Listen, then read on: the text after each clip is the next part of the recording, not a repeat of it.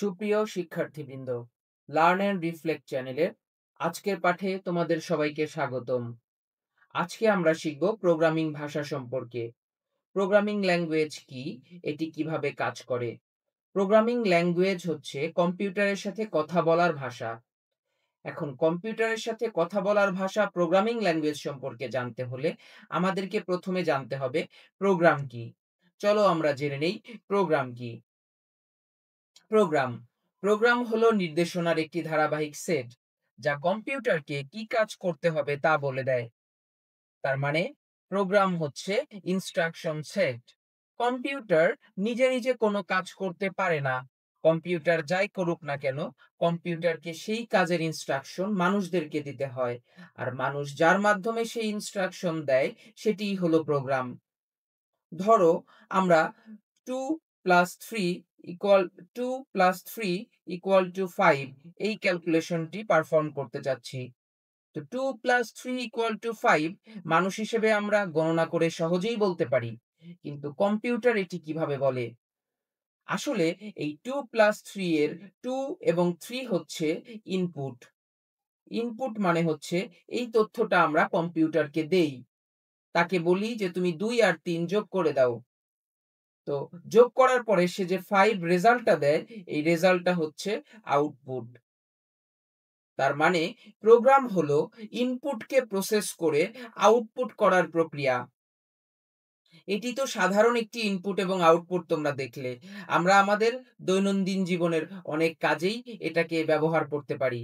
সেক্ষেত্রে বিভিন্ন ধরনের ইনপুট থাকে এবং বিভিন্ন ধরনের প্রোগ্রাম বিভিন্নভাবে প্রসেস করে আউটপুট দেখায়।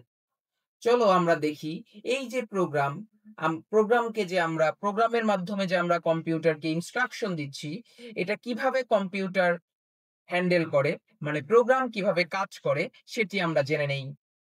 তো প্রোগ্রাম কিভাবে কাজ করে এটি জানার জন্য আমাদেরকে প্রথমে কম্পিউটারের বেসিক স্ট্রাকচার সম্পর্কে জানতে হবে। কম্পিউটারের আসলে কিছু ইনপুট ডিভাইস থাকে। সেই ইনপুটগুলোকে প্রসেস করে প্রসেসিং ডিভাইসের মাধ্যমে এবং সেগুলোকে প্রসেস করে রেজাল্টটাকে আউটপুট হিসেবে দেখায়।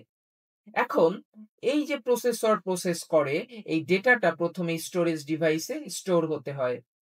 আমরা পূর্ববর্তী উদাহরণের কথা এখানে চিন্তা করতে পারি। যেমন 2 আর 3 এগুলো ছিল ইনপুট। এই ইনপুট প্রসেসরে গিয়ে হয়ে গেল 2 প্লাস 3। তার মানে প্রসেসর 2 প্লাস 3 করে এটাকে 5 তৈরি করলো। তো এই 5 হয়ে গেল তখন আউটপুট। কিন্তু ব্যাপারটা এরকম না যে প্রসেসর ইনপুট ডিভাইস থেকে ইনপুট নেয়, আবার প্রসেস করে আউটপুট ডিভাইসে আউটপুট দেয়। এমন না। তার মানে কি আছে মাঝখানে? মাঝখানে আছে স্টোরেজ ডিভাইস। তার মানে ইনপুট ডিভাইস যোগাযোগ করে স্টোরেজ ডিভাইসের সাথে, স্টোরেজ ডিভাইস যোগাযোগ করে প্রসেসরের সাথে। তারপরে প্রসেসর স্টোরেজ ডিভাইস থেকে ইনপুট গুলো নেয় এবং রেজাল্ট তৈরি করে আউটপুটটা আবার স্টোরেজ ডিভাইসেই দেয়। আবার স্টোরেজ ডিভাইস থেকে আউটপুট চলে যায় আউটপুট ডিভাইসে। তার মানে কি? তার মানে দাঁড়ালো 2 এবং 3 প্রথমে স্টোরেজ ডিভাইসে আসে। এখন স্টোরেজ ডিভাইস বলতে আমরা এখানে বুঝতেছি র‍্যাম। র‍্যামের বিভিন্ন লোকেশন আছে। এই লোকেশন গুলোতে প্রথমে 2 আসবে, তারপরে 3 আসবে। এখন কথা হচ্ছে এই 2 এবং 3 কিন্তু আমরা যেরকম ডেসিমালে বুঝি, কম্পিউটার কিন্তু ডেসিমাল বোঝে না। কম্পিউটার বোঝে বাইনারি। তো কম্পিউটার যেহেতু বাইনারি বোঝে, তো আমার 2 কে আমি 10 করেছি বাইনারি করে এবং 3 কে 11 করেছি বাইনারি করে। তো এই 10 এবং 11 এই র‍্যাম থেকে যাবে কোথায়? প্রসেসরে যাবে। প্রসেসরে যাওয়ার পরে এই প্রসেসর 10 এবং 11 কে যোগ করে তৈরি করবে 101 এবং এই যে 101 তৈরি করলো, এই 101 প্রসেসর থেকে আবার যাবে কোথায়? র‍্যামে চলে যাবে। র‍্যামে চলে আসবে কে? 101। তারপরে এই র‍্যাম থেকে আবার এটি আউটপুট ডিভাইসে যাবে। তার মানে এইভাবে প্রোগ্রাম কাজ করতেছে। তার মানে প্রসেসরের পাশাপাশি এখানে র‍্যামও খুবই গুরুত্বপূর্ণ একটা ডিভাইস। তো আমরা তো প্রোগ্রাম কিভাবে কাজ করে এবং প্রোগ্রাম কি সেটি দেখলাম। চলো এখন দেখে নেই প্রোগ্রামিং ল্যাঙ্গুয়েজ কি। প্রোগ্রামিং ল্যাঙ্গুয়েজ হলো এমন একটি ভাষা যার মাধ্যমে মানুষ কম্পিউটারকে নির্দেশনা দেয়। দেখো, মনে করো আমি ইংরেজি পারি বা চাইনিজ পারি না।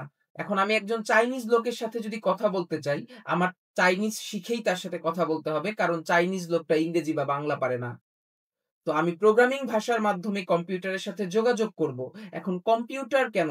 কম্পিউটার ছাড়াও আরো যত ইলেকট্রনিক ডিভাইস আছে, সবাই শুধুমাত্র অন এবং অফ বুঝতে পারে। তুমি যদি তোমার ঘরের লাইটটিকে অন করো, তাহলে সেটি অন হয়ে যায়। তুমি যখন তোমার ঘরের লাইটটিকে অফ করে দিবা, তখন সেটি অফ হয়ে যাবে। তার মানে তোমার ঘরের লাইট অন এবং অফ বুঝতে পারে। এই অন বলতে আমরা বুঝাই 1 এবং অফ বলতে আমরা বুঝাই 0। যেকোনো মেশিন, যেকোনো ইলেকট্রনিক ডিভাইস এই শুধু 0 এবং 1 বুঝতে পারে। তো যেহেতু কম্পিউটারও একটি ইলেকট্রনিক ডিভাইস, কম্পিউটারও শুধু বোঝে 0 অ্যান্ড 1 এবং এই 0 অ্যান্ড 1 মিলে হয় হচ্ছে বাইনারি। এই বাইনারি ভাষার মাধ্যমে যে ভাষা হয় সেটাকে বলা হয় মেশিন ল্যাঙ্গুয়েজ। তো কম্পিউটার শুধুমাত্র মেশিন ল্যাঙ্গুয়েজ বুঝতে পারে।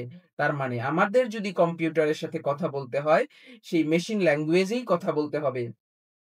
তাই আমরা দেখতে পাচ্ছি যে প্রোগ্রামিং ভাষার বিভিন্ন স্তরের ক্ষেত্রে প্রাথমিক পর্যায়ে ছিল যান্ত্রিক ভাষা, তারপরে অ্যাসেম্বলি ভাষা, তারপরে উচ্চ স্তরের ভাষা, তারপরে চতুর্থ প্রজন্মের ভাষা, তারপরে এসেছে পঞ্চম প্রজন্মের ভাষা। কিন্তু প্রথম শুরু হয়েছিল যান্ত্রিক ভাষা দিয়ে। তার মানে আমার প্রোগ্রামিং ভাষা মানে প্রাথমিক পর্যায়ে শুধু ছিল যান্ত্রিক ভাষাই। তার মানে আমার বাইনারি ছাড়া আমি কম্পিউটারকে কোনো কিছু বুঝাতে পারি নাই।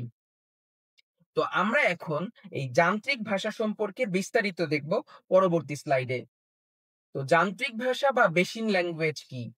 মেশিন ল্যাঙ্গুয়েজ হলো এমন এক ধরনের প্রোগ্রামিং ভাষা যা সরাসরি কম্পিউটারের সিপিইউ বুঝতে ও কার্যকর করতে পারে। আমি আগেই বলেছিলাম যে কম্পিউটারের ভাষা হচ্ছে 0 অ্যান্ড 1 আর মেশিন ল্যাঙ্গুয়েজও 0 অ্যান্ড 1 নিয়ে গঠিত। যেহেতু মেশিন ল্যাঙ্গুয়েজ 0 অ্যান্ড 1 নিয়ে গঠিত, তার মানে কম্পিউটার মেশিন ল্যাঙ্গুয়েজ খুব সহজেই বুঝতে পারে। যদিও আমাদের জন্য বোঝা কি কঠিন না সহজ?